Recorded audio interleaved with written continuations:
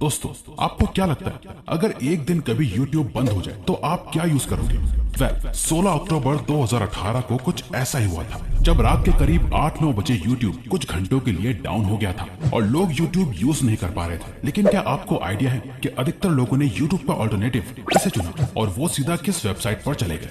वो वेबसाइट थी पॉर्नहब। जी हाँ दोस्तों, जब YouTube डाउन हुआ उसके तुरंत बाद इस पॉर्न वेबसाइट पे ट्रैफिक अचानक 21% तक बढ़ गया और जब YouTube वापस आया तो ये ट्रैफिक अपने आप नॉर्मल हो गया। एक समय था जब लोग अपनी मर्जी से ये डिसाइड करते थे कि आज मैं सेक्सुअल कंटेंट देखूंगा, लेकिन पिछले कुछ सालों में ये कंट्रोल भी बड़ी बड़ी companies, businessman and social media giants ने आपसे छीन लिया है। अब ये लोग डिसाइड करते हैं कि आप कब क्या देखोगे, क्योंकि इसके पीछे इनका एक बहुत बड़ा ट्रैप है जिसमें ये हर पल लाखों लोगों को फंसा रहे हैं और ये चाहते हैं कि आप भी बाकियों की तरह भीड़ का हिस्सा बन के रहो, अपने गोल्स और लाइफ पर्पस को भुलाकर बस इनके प्लेटफॉर्म्स पर अपना टाइम, अटेंशन और लाइफ स्पेंड करते रहो। क्योंकि आज खुद को सेक्सुअली स्टिमुलेटेड फील कराने के लिए आपको इनकॉग्निटो ब्राउजर को ओपन करने की जरूरत नहीं है, बल्कि आपको सिर्फ अपना फेसबुक ओपन करना है, इंस्टाग्राम पर रील्स देखनी है, ट्विटर पे कुछ अकाउंट्स को फॉलो करना है, स्नैपचैट, यूट्यूब, रेडिट को कुछ देर यूज करना है, या इवन आप टीवी देखो, आसपास के एड्स देखो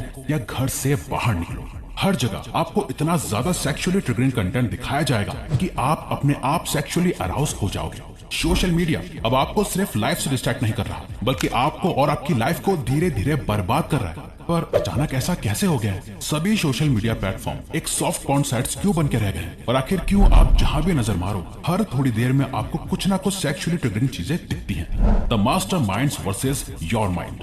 सबसे पहली बात, कुछ भी अचानक से नहीं हुआ। ये कोई एक्सीडेंट नहीं है, बल्कि ये इस दुनिया के सबसे ब्रिलियंट माइंड्स की प्लानिंग है जो आपको इस मैट्रिक्स में ट्रैप करके रखना चाहते हैं। वो चाहते हैं कि आप इससे बाहर ना निकल पाओ। ऐसा नहीं है कि ट्विटर को पता नहीं है कि उसका 13% हिस्सा पोर्नोग्राफिक मटेरियल से भरा पड़ा है। इंस्टाग्राम और फेसबुक भी ये जानता है कि उनके प्लेटफॉर्म पे कितनी हाफ न्यूडिटी है, पर फिर भी वो इसके बारे में कुछ नहीं करते। मगर ऐसा क्यों है? वेल, इसके पीछे जवाब बहुत सीधा है। ये सभी सोशल मीडिया कंपनीज चाहती हैं कि आप उनके प्लेटफॉर्म का ज्यादा से ज्यादा यूज करो ताकि वो ज्यादा से ज्यादा पैसा कमा पाए। आपका अटेंशन ही उनके लिए उनका प्रॉफिट है, जिसके लिए वो आपको ऐसा कंटेंट दिखाते हैं जिसमें आप इंटरेस्टेड या हुक्ड रहो और आप ज्यादा से ज्यादा टाइम उनके ऐप पर स्पेंड करो। क्योंकि अब वो ये बात समझ चुके हैं कि इस दुनिया के हर इंसान का, चाहे मेल हो या फीमेल, ओल्ड हो या टीन, सभी का इंटरेस्ट सेक्स है, जिससे इंसान कभी बोर नहीं होने वाला। और इस बात का प्रूफ भी आप खुद हो। ये डेटा ही देख लो, जिसके अकॉर्डिंग इंस्टाग्राम पे एक पर्सन की बॉडी जितना ज्यादा एक्सपोज होगी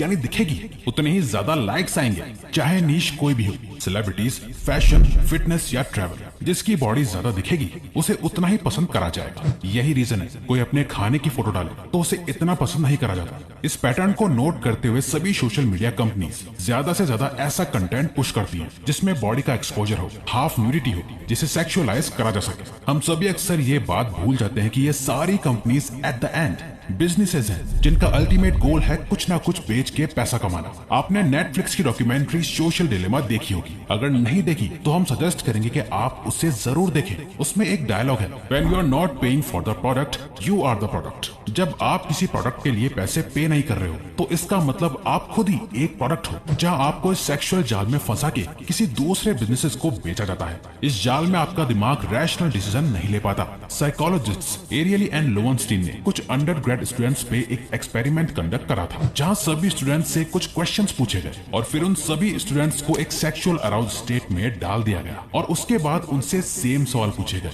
जिसके रिजल्ट में सेक्सुअल अराउज स्टेट में उन सभी स्टूडेंट्स के आंसर्स पूरी तरह बदल गए, जो ये दिखाता है कि जब हम सेक्सुअली अराउज फील कर रहे होते हैं तो हमारे डिसीजंस बहुत अलग होने लगते हैं। और ये सारी सोशल मीडिया कंपनीज आपकी इसी वीकनेस का फायदा उठाती हैं। जो ट्रैफिक किसी पॉर्न वेबसाइट पे आता है वो धीरे धीरे यहाँ शिफ्ट हो रहा है और इन कंपनीज को इससे बहुत प्रॉफिट हो रहा है। और इसमें कोई शक नहीं है कि ये सभी कंपनीज अपने प्रॉफिट को बढ़ाने के लिए अपने प्लेटफॉर्म्स को और ज्यादा सेक्सुअलाइज करेंगी। द पीएमओ सोशल मीडिया पे आप जो देखते हो वो है सॉफ्ट पॉर्न, जो लीड करता है आपको एक्चुअल में पॉर्न देखने के लिए और फिर पॉर्न लीड करता है आपको मैस्टरबेट करने के लिए ताकि आप ऑर्गेज्म अचीव कर सको। इस पूरे प्रोसेस को पीएमओ कहा जाता है, यानी पॉर्न, मैस्टरबेशन, ऑर्गेज्म। अब पॉर्न देखने के तो वैसे बहुत नुकसान है। इससे आपकी रिलेशनशिप्स खराब होती हैं, आपकी सेक्स ड्राइव लो होती है, डिप्रेशन, एंजाइटी, ये सभी पॉर्न और मैस्टरबेशन के साइड इफेक्ट्स हैं। पर रिवायर्स, मैस्टरबेशन तो हार्मफुल नहीं है, ये तो बिल्कुल नॉर्मल चीज है।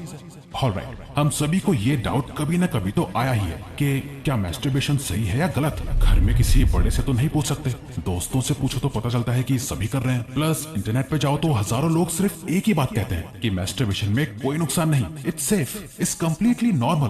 और हम मान लेते हैं कि इतने लोग कह रहे हैं तो ठीक ही होगा।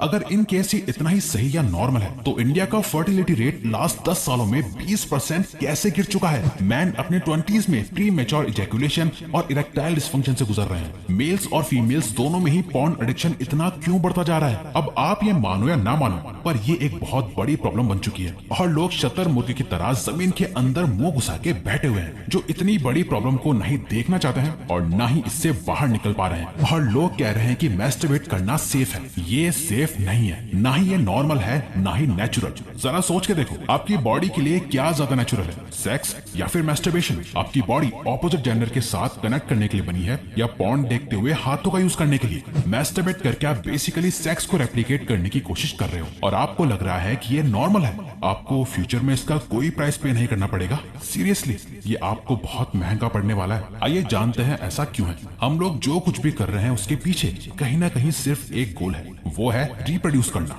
बायोलॉजिकली स्पीकिंग हम सभी दुनिया में सिर्फ दो कामों के लिए आए हैं। पहला है सर्वाइव, वही रोटी कपड़ा और मकान, और दूसरा है रिप्रोडक्शन। बट प्रॉब्लम यहाँ आती है कि जिन लोगों की सर्वाइवल की नीड ऑलरेडी पूरी हो चुकी है, जिन्हें खाना टाइम पर मिल जाता है, कपड़े की उनपे कोई कमी नहीं, सोने के लिए घर भी है, ऐसे लोग ही ज्यादातर पॉर्न और मैस्टरबेशन से एडिक्टेड होते हैं। आपको कभी कोई गरीब इंसान जिसको खाना तक नहीं मिल रहा, जिसके पास रहने के लिए घर नहीं है, जो अपने रोज के सर्वाइवल के लिए स्ट्रगल कर रहा है, वो कभी इन चीजों में अपना टाइम वेस्ट करता हुआ नहीं दिखेगा। उनकी सर्वाइवल की जरूरत तो पहले ही पूरी हो चुकी है, पर रिप्रोड्यूस करने की नीड को भी तो पूरा करना है ना। इसे पूरा करने के लिए उनके पास इंटरनेट, डिवाइस और अनगिनत हॉट मॉडल्स और सेलेब्स है, जहां वो पॉर्न, हॉट इमेजेस और वीडियोस को देखकर अपने ब्रेन को एक सिमुलेशन में डाल देते हैं। नाउ इस सिमुलेशन से बाहर आने के लिए और अपने पॉर्न और मैस्टरबेशन के एडिक्शन को हमेशा के लिए खत्म करने के लिए आपको कुछ प्रैक्टिकल स्टेप्स लेने होंगे, और वो प्रैक्टिकल स्टेप्स और सॉल्यूशंस अब हम आपको बताने जा रहे हैं। You can win this war. सबसे पहले ये सोचो कि आज से और अभी से मैं 1% भी इन चीजों से जुड़ा नहीं रहूंगा। अब से हमेशा के लिए मैं इन चीजों से दूर हो रहा हूँ। मैं उस जाल में नहीं फंसने वाला जिसमें आज की पूरी जनरेशन, बड़े बूढ़े बच्चे सब फंसे हुए हैं। मैं इस ट्रैप से बाहर निकलूंगा।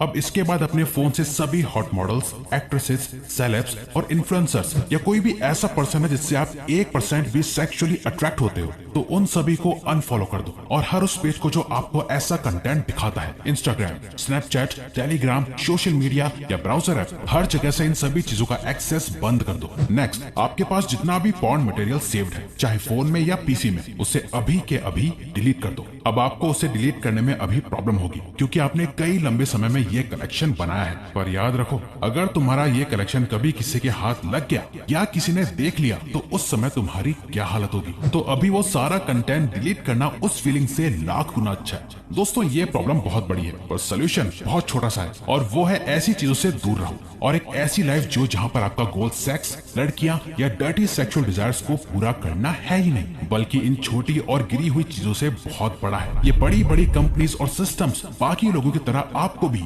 एवरेज और मीडियोकर बनाकर कंट्रोल करना चाहते हैं। आप प्लीज इस स्टेप से बाहर निकलो और सिर्फ वो काम करो जिसके लिए आपने जन्म लिया है। तो अगर आपको ये वीडियो अच्छी लगी तो वीडियो को लाइक और चैनल को सब्सक्राइब करके हमें सपोर्ट करो और बेल नोटिफिकेशन ऑन कर लीजिएगा ताकि आप आने वाली वीडियोस मिस ना कर पाओ। Thank you for watching.